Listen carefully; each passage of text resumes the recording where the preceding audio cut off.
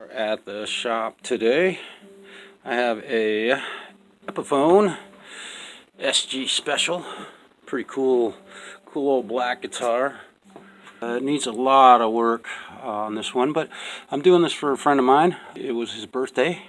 We're going to get this guitar all cleaned up and get the string action set to acceptable levels of normal. As you can see, that's crazy. Tone knob a little bit loose. We'll get that tightened up and squared away so it works. A little bit of plastic covering on the truss rod cover. We're going to get rid of that. I'm going to put some Ernie Ball Slinky 11s on this guitar and tune it to drop D for him. And he said he's a bit heavy-handed, and he said he was breaking strings, so he's got like this is like a 17 or something on there. So we're gonna get that string squared away. We'll check the string height and get the string action, but right now it's crazy high. And I also noticed on the back here, we'll try and get a good picture of this, missing a screw on the machine head up there, so we'll get that replaced and glued in and get it working. Black, shiny black Hug. Well, here we are back at the shop, and the SG is all cleaned up. I got a little bit of handprints on it here. We'll get rid of that. Got the tone knob repaired and solid. It's a little hard to turn. I think that might need a new pot. So we'll figure out if we're going to swap that out. Seems like the electronics are all working fine in it thus far.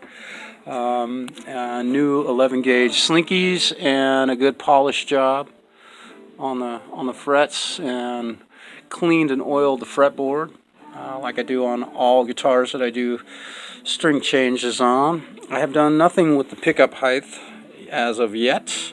Did intonation for this guitar, and it was pretty darn close, surprisingly, but I had to flatten a couple of them out, and I sharpened the D string just a little bit down here.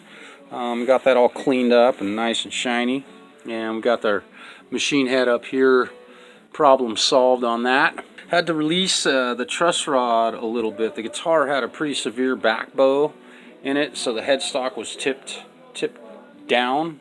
Loosened that truss rod off and relaxed it and flattened this neck out before I put strings on it. So the guitar is set up pretty well right now, but I've run into the bottom of the barrel here with the string height adjustment. I can't lower these any closer to the fretboard here. I'd like to have 3/64 of an inch here on the high E string, but I'm able to get it as low as 4/64, and then it stops. So this one is set up at 5/64, which is right where I want it, but again, it's not getting any lower than that. Unfortunately, we can't do that. So it would take a neck shim to get that correct, but I'm going to give this guitar back to my buddy in the way it's set up and see how he likes it. The string action is about twice as close as it started out today, as you can see.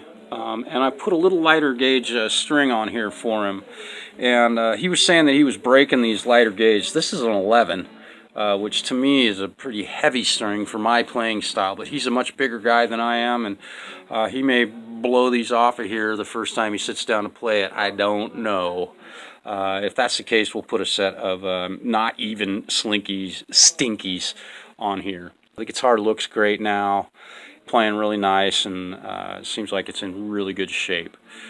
So I'm going to put the truss rod cover back on this bad boy, and you notice I have the string still on there, because if you have to take them off, you don't want to cut them and then have to try and thread them back on here. Leave this extra stuff on here until you're done working on a guitar and getting it all tuned up. Pretty cool little old SG, except for that it's black. Fingerprint for you.